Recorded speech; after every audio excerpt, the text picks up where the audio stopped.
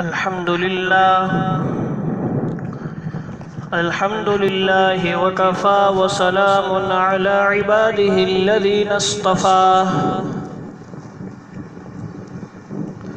أما بعد فأعوذ بالله من الشيطان الرجيم بسم الله الرحمن الرحيم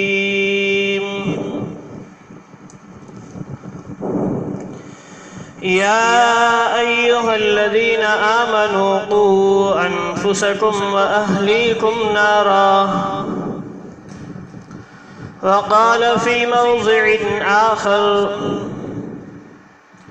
وأمر أهلك بالصلاة واصطبر عليها وقال في موضع آخر مثل الذين ينفقون أموالهم في سبيل الله كمثل حبة أنبتت 7 سنابل في كل سنبلة 100 حبة والله يضاعف لمن يشاء والله واسع عليم.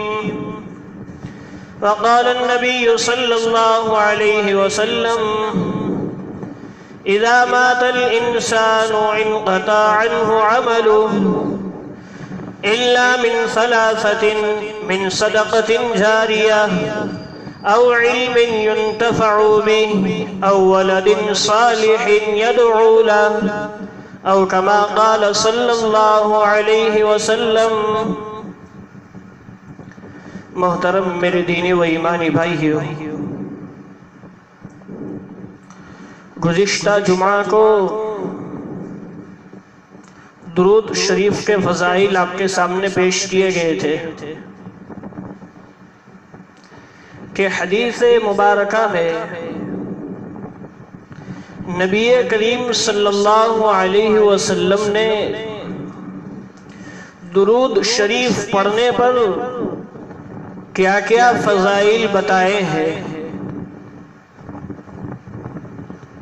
ہمیں درود شریف کا ماحول اور معمول بنا لینا ہی چاہیے، اور امید ہے کہ انشاءاللہ الحمدللہ تمام ساتھیوں نے معمول بنا ہی لیا ہوگا.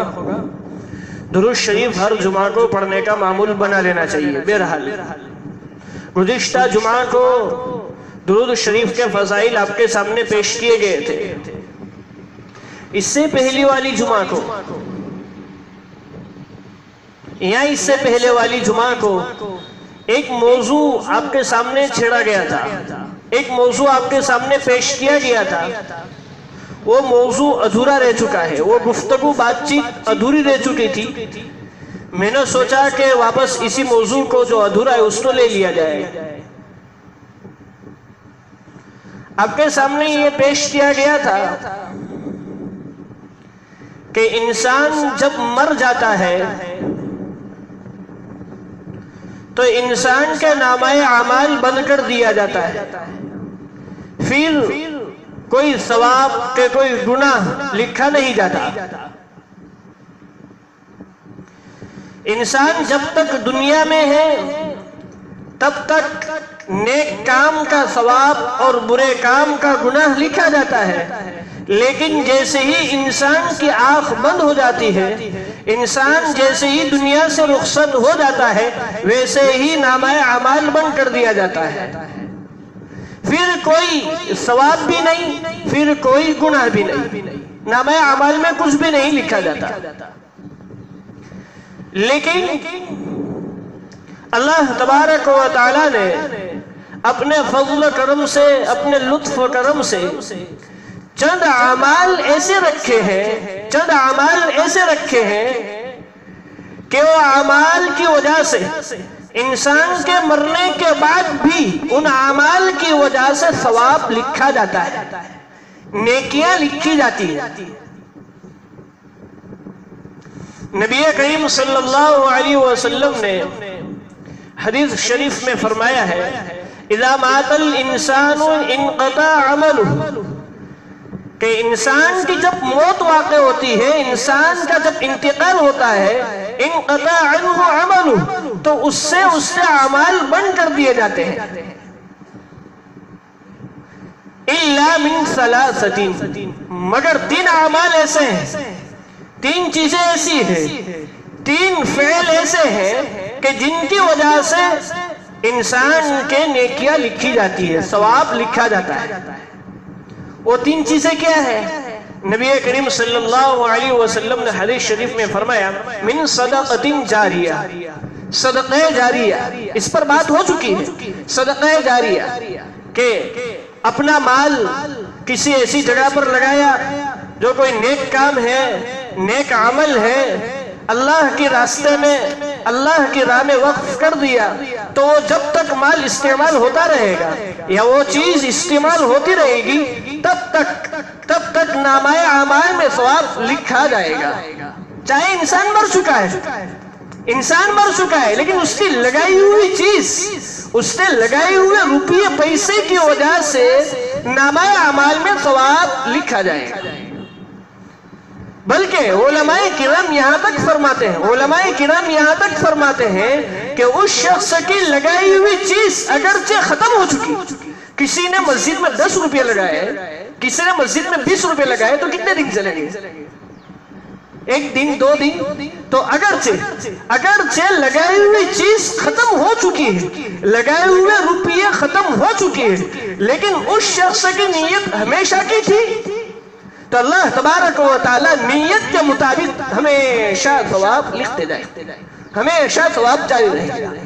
اس لیے ہمیں اپنا مال میں سے کچھ مال اللہ کے راستے میں خرچ کرنا چاہیے، چاہے مسجد ہو، مدرسہ ہو، کوئی غریب ہو، مسکین ہو، اس پر اپنا مال خرچ کرنا چاہیے۔ اس سے کسی کا مال گھٹ نہیں جاتا ہے، کسی کی کمائی کم نہیں ہو جاتی، کسی کا دولت دھن یہ تو کم نہیں ہو جاتا ہے، بلکہ بڑھتا ہے، برکت ہوتی ہے، اللہ کی جانب سے برکت ہوتی ہے۔ اس لیے جہاں تک ہو سکے اپنی حیثیت کے مطابق مسجد میں، مدرسے میں، اللہ کے راستے میں، جہاں کہیں بھی اللہ کے راستے میں خرچ کرو، یہ کوئی ضائع ہونے والا نہیں ہے، بلکہ نامہ اعمال میں ثواب لکھا جائے گا۔ اس پر گفتگو ہو چکی تھی اور بات چیت ہو چکی تھی۔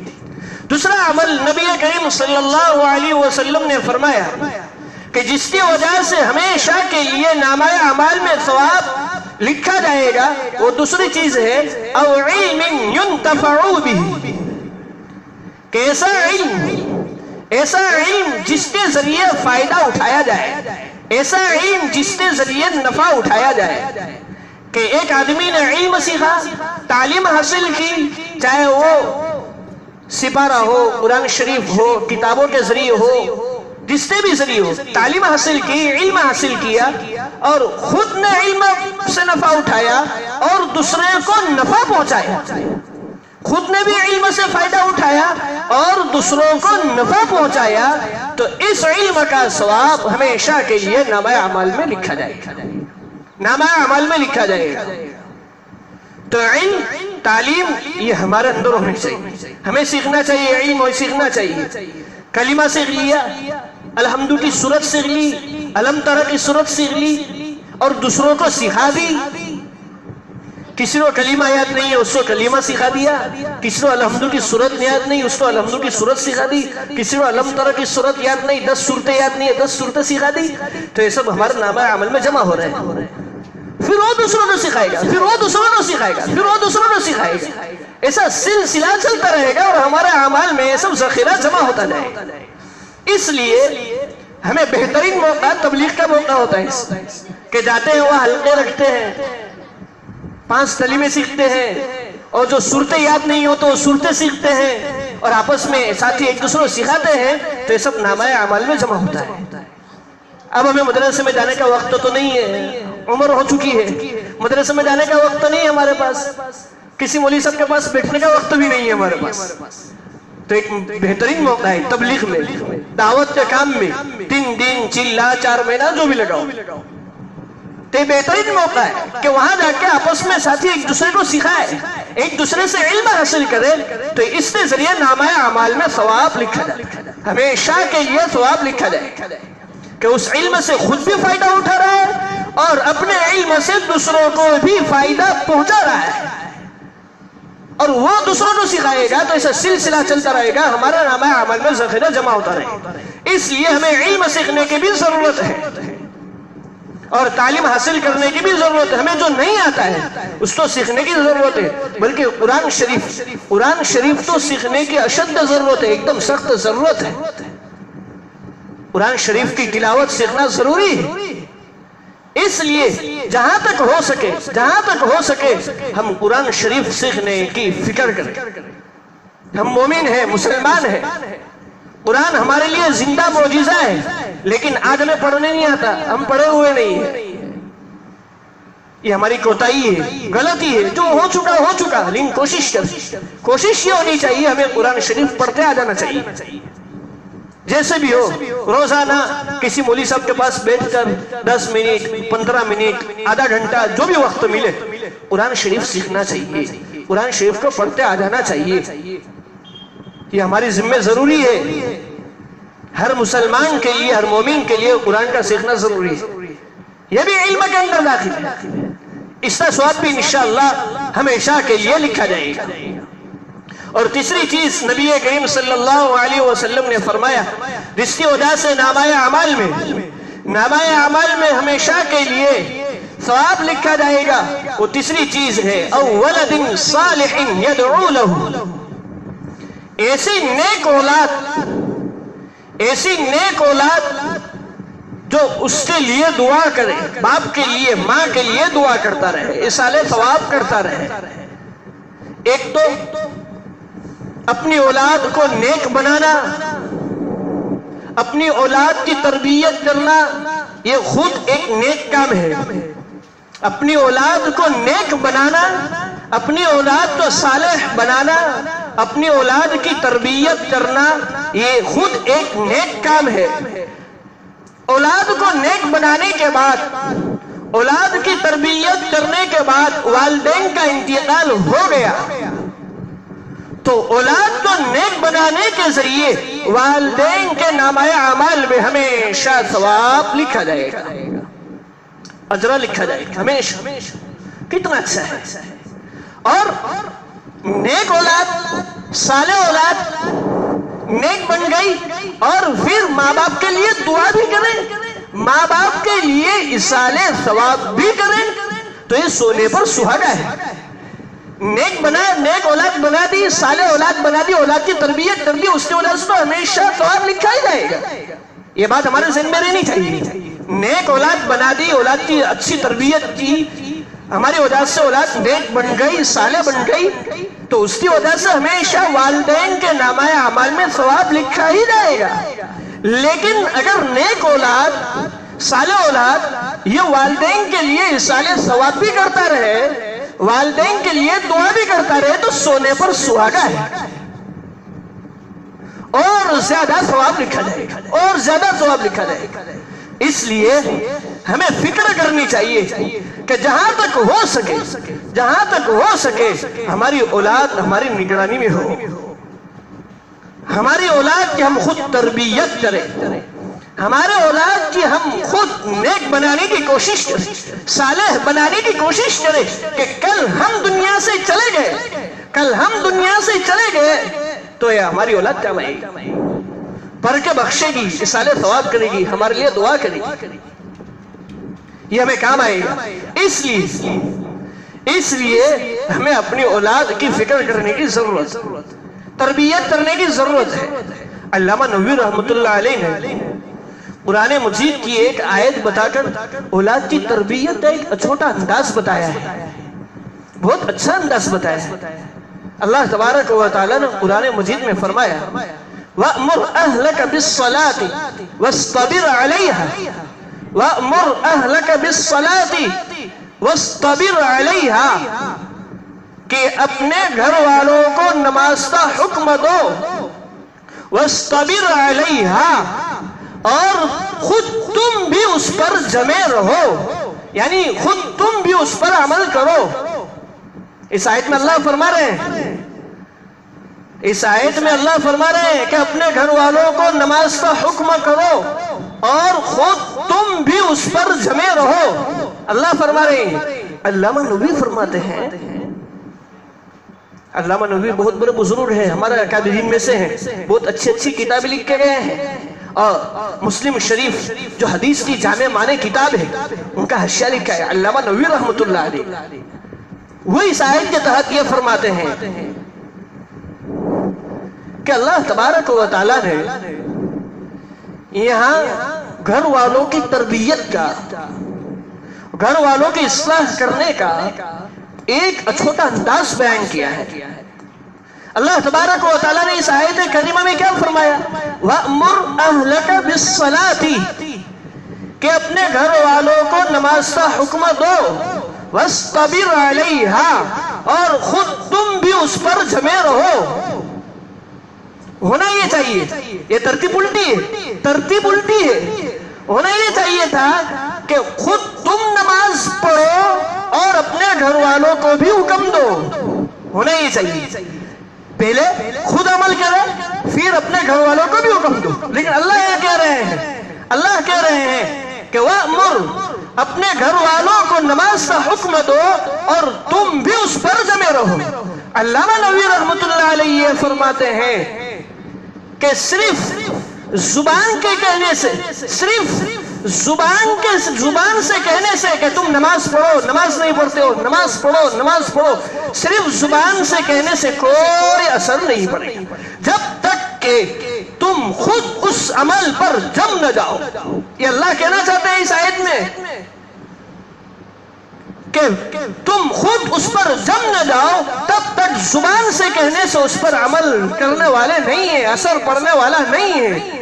اس لیے گھر والوں سے زیادہ، اپنی اولاد سے زیادہ خود نیک کام میں ترجیح کرو، خود نیک کام میں آگے بڑھو، خود بخود دیکھتے دیکھتے گھر والے بھی نیک کام میں آگے بڑھتے گئے۔ یہ اللہ تبارک و تعالیٰ نے عجیب انداز میں اپنے گھر والوں کی اصلاح کا انداز بتایا۔ لہذا گھر میں ہم جھوٹ نہ بولے، گھر میں ہم جھوٹ نہ بولے، ہمارے گھر والے جھوٹ نہیں بولیں گے، اور ہمیں گھر میں جھوٹ بولتے رہو، گھر والے جھوٹ بولتا ہے، ایسا کرتا ہے تو کبھی اثر نہیں پڑے گا۔ ہم گھر میں جا کے جھوٹ نہ بولے اور گھر والے سے کہے جھوٹ نہیں بولنے کا، جھوٹ بولنا بہت بڑا گناہ ہے، تو گھر والے پر اثر پڑے گا۔ نبی کریم صلی اللہ علیہ وسلم کے سامنے ایک خاتون بیٹھی ہوئی تھی، اس خاتون نے اپنے بچے کو بلایا کہ ادھر آؤ۔ اب بچے کے دل میں کشمکش تھی، جاؤں کہ نہ جاؤں، جاؤں کہ نہ جاؤں، جاؤں کہ نہ جاؤں۔ تو اس خاتون نے کہا کہ ادھر آ، تجھے میں کچھ دوں گی، تو ادھر آ، میں کچھ دوں گی۔ وہ بچہ آیا، نبی کریم صلی اللہ علیہ وسلم نے اس خاتون سے فرمایا کیا تمہارے کچھ دینے کی نیت ہے کہ ایسے ہی بلایا ہے؟ اس خاتون نے فرمایا کہ ہاں، میرا ہاتھ میں کھجور ہے، میرا ہاتھ میں کھجور ہے، مجھ سے دینا چاہتی۔ تو نبی کریم صلی اللہ علیہ وسلم نے فرمایا تو ٹھیک ہے، ورنہ ہاتھ میں کچھ نہ ہو اور بچوں کے ادھر آؤ کچھ دیتا ہوں تو یہ جھوٹ ہے، وعدہ خلافی، گویا کہ تم اپنے بچوں کو جھوٹ بولنا سکھا رہے ہو، وعدہ خلافی کرنا سکھا رہے ہو کہ جھوٹ بولنا کوئی بڑی بات نہیں ہے، وعدہ خلافی کرنا کوئی بڑی بات نہیں ہے۔ تو نبی کریم صلی اللہ علیہ وسلم نے اصلاح فرمائی کہ بچوں کے سامنے جھوٹ نہ بولو، بچوں کے سامنے وعدہ خلافی نہ کرو، ورنہ بچپن سے ہی بچہ ایسا سمجھنے لگے کہ جھوٹ بولنا کوئی بری بات نہیں ہے، وعدہ خلافی کرنا کوئی بری بات نہیں ہے۔ تو ہم جھوٹ نہیں بولیں گے، وعدہ خلافی بچوں کے سامنے، کوئی بھی غلط کام ہم بچوں کے سامنے نہیں کریں گے تو بچوں پر اثر پڑے گا، اور بچے سے کہیں گے کہ دیکھ بیٹا ایسا مت کر، یہ غلط ہے، ایسا نہیں کرنا چاہیے، تو بچہ فوراً مان لے گا، اثر پڑے گا۔ اس لیے کہ باپ خود ایسا کر رہا ہے، عمل کر رہا ہے، بچہ دیکھ کے عمل کر رہا ہے۔ گھر میں دیکھتے ہیں کہ نہیں، عورتیں نماز پڑھتی ہے تو بچہ خود رکوع میں جاتا ہے، سجدے میں جاتا ہے، یہ اثر پڑ رہا ہے۔ اور خود موبائل لے کے بیٹھے ہیں، والدین موبائل لے کے بیٹھے ہیں تو بچہ کیا کرے گا؟ بچہ بھی گود میں آ کے موبائل ہی دیکھنے لگے گا۔ یہی اثر بچپن سے پڑ جاتا ہے، پھر بڑے ہو کے غلط صحبت لگ جاتی ہے، غلط اثر پڑ جاتا ہے، پھر والدین کے سر پر مسلط ہو جاتے ہیں، پھر والدین یہ کہتے ہیں بچہ مانتا نہیں ہے، کہاں سے مانیں گے؟ بچپن سے ہی نادن میں ہم نے ان کی کوئی تربیت ہی نہیں کی. ہم خود غلط کام میں ملوث رہے اور ہمارے بچے بھی غلط کام میں ملوث رہے. جب بچپن میں ہی تربیت نہیں کی، بچپن میں ہی اس کو نیک بنانے کی، صالح بنانے کی کوشش نہیں کی، تو آپ کہاں سے ہاتھ میں رہیں گے؟ اس لیے ضرورت اس بات کی ہے کہ بچپن سے ہی ہم اپنی اولاد کی تربیت کریں، نیک بنانے کی کوشش کریں، صالح بنانے کی کوشش کریں. ہم بعض مرتبہ کیا زبان سے کہتے ہیں نادان ہے، چھوٹا بچہ ہے نا کل بڑا ہو جائے گا، چھوٹا بچہ ہے نا کل بڑا ہو جائے گا. کیا اس کو کیا سمجھ پڑتی؟ نہیں، ابھی سے ٹوکتے رہو، محبت سے پیار سے ٹوکتے رہو، اصلاح کرتے رہو. بڑے بڑے ہوتے ہوتے انشاءاللہ نیک بن جائے گا، تربیت اچھی ہو جائے گی. علامہ نووی رحمۃ اللہ علیہ نے اس بارے میں بہت اچھی حدیث پیش کی. علامہ نووی رحمۃ اللہ علیہ فرماتے ہیں کہ ایک مرتبہ حضرت حسن رضی اللہ تعالیٰ عنہ جو حضرت فاطمہ رضی اللہ عنہ کا بیٹا ہے، حضرت علی رضی اللہ تعالیٰ عنہ کا بیٹا ہے، نبی کریم صلی اللہ علیہ وسلم کا نواسا ہے. حضرت حسن رضی اللہ تعالیٰ عنہ نے ایک مرتبہ صدقے کی کھجور اپنے منہ میں ڈالی، صدقے کی کھجور اپنے منہ میں لے لی. نبی کریم صلی اللہ علیہ وسلم نے فوراً کہا کخ کخ کخ کخ، عربی میں کہا کخ کخ، یہ عربی کا لفظ ہے. ہم اپنی بھاشا بولتے ہیں تھو تھو تھو تھو، کخ کخ، فوراً نکالو اس منہ سے، نکالو اس کو جلدی، تھو تھو جلدی منہ سے نکالو اس کو. فوراً حضرت حسن رضی اللہ تعالیٰ عنہ نے کھجور منہ سے نکالی. نبی کریم صلی اللہ علیہ وسلم نے فرمایا دیکھ بیٹا اپنے لیے صدقہ جائز نہیں ہے، بنو ہاشم کے لیے صدقہ جائز نہیں. بچپن میں اصلاح کی، ٹوکا. نبی کریم صلی اللہ علیہ وسلم کو حضرت حسن سے پیار تھا، محبت تھی، تو ایسا مطلب نہیں کہ محبت ہو پیار ہو تو نہیں ٹوٹنے کا، نادان ہو بچپن ہو تو چھوڑ دینے کا، چل چل بڑا ہو جائے گا، ایسا نہیں، بلکہ پیار سے محبت سے اصلاح کریں گے، اصلاح ہوتی جائے گی. نبی کریم صلی اللہ علیہ وسلم کے ایک سوتلے بیٹے تھے. جب نبی کریم صلی اللہ علیہ وسلم کے ساتھ کھانے کے لیے بیٹھے تو ادھر ادھر سے کھا رہے. نبی کریم صلی اللہ علیہ وسلم نے فرمایا دیکھ بیٹھا اپنے سامنے سے کھا، ادھر ادھر سے مت کھا. چھوٹے تھے، بچپن. نبی کریم صلی اللہ علیہ وسلم اصلاح کر رہے ہیں. ہماری ذمہ داری بھی یہ سبق ملتا ہے، اس سے یہ سبق ملتا ہے کہ بچپن سے ہی ہم اپنے اولاد کی تربیت کریں، نیک بنانے کی کوشش کریں، صالح بنانے کی کوشش کریں. یہی اولاد ہمارے مرنے کے بعد ہمیں کام آئے گی. تو انشاءاللہ ہمیں ضرورت ہے، ہم عمل کریں گے انشاءاللہ. ہم عہد کر کے جائیں، یہاں سے عہد کر کے ہی اٹھے کہ آج سے ہی انشاءاللہ ہم کوشش کریں گے کہ جہاں تک اسے محبت سے پیار سے اپنے اولاد کی تربیت کریں گے، نیک بنانے کی کوشش کریں گے. اور اولاد کی تربیت کے بارے میں بہت ساری باتیں ہیں، کبھی موقع ملا تو انشاءاللہ بیان کیا جائے گا. بس آج وقت ختم ہو چکا ہے. کوشش یہ کریں اور اللہ تبارک و تعالیٰ سے اپنے اولاد کے بارے میں دعا بھی کرتے رہے. والدین کی دعا بہت جلدی قبول ہوتی ہے، والدین کی دعا بچے کے حق میں بہت جلدی قبول ہوتی ہے. اولاد کو بدعا نہ دے، یہ ہماری عورتوں میں بہت عادت ہے. ہماری عورتوں میں بہت عادت ہے اولاد کو بدعا نہ دے، اور گالی دیتے ہیں. نہ معلوم ماں کی بدعا کب قبول ہو جائے، کون سے وقت میں قبول ہو جائے. اس لیے ہم ذرہ برابر بدعا نہ دیں، دعائیں دیں. والدین کی دعا اولاد کے حق میں بہت زیادہ قبول ہوتی ہے. اس لیے اولاد کے لیے دعا بھی کرتے رہے اور کوشش بھی کرتے رہے. دعا بھی رہے گی، کوشش بھی رہے گی.